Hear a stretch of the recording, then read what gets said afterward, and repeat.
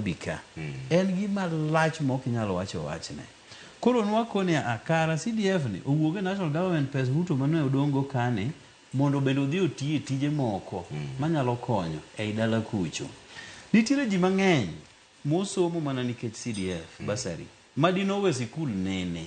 Nitiere schools ma kaka an kinde mana bedo MP nayudo schools 7 e Nyando mapod ni muono gi lo.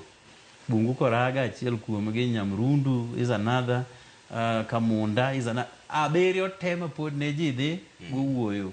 Koro kana adonjoro first term nano ema nakwonga awuoyo gi CDFC kata committee mar CDF mondo mi walos sikunde go te wachako go mondo mi gibede standard mag skunde mowinjore. Koro gima ne wawacho chalo kama. Chike go kako oseloki mang'eny no. At one point MPs ne gin joma waluongo ni patrons mag pesa no e constituency. Tabu mane nitiere ma brother Willis osewacho ka. Nito katijwa en representation gi oversight. Ucha kudonje administer pesa no nade.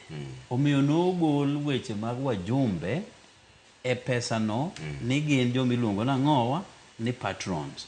Sani kisomo the new act matiyo sani manyocha jo Supreme Court nigo ge problem. And remember no mewa nyaka higa manyien dwe mar 6 mondo wawere gi weche mag CDF. Iwacho niya onge role mora ma MP play e pesa mar jopiny mar CDF. Emomiyo nitiere that committee CDFC no emaran pesa no. Tijwa kaka wajumbe en oversight. Kama koro wanyalo bedo gi problem niya ni pesa nyoor Nyalenda primary buro tho kacha. To nyoor siling $1,000,000 mondo gar one classroom.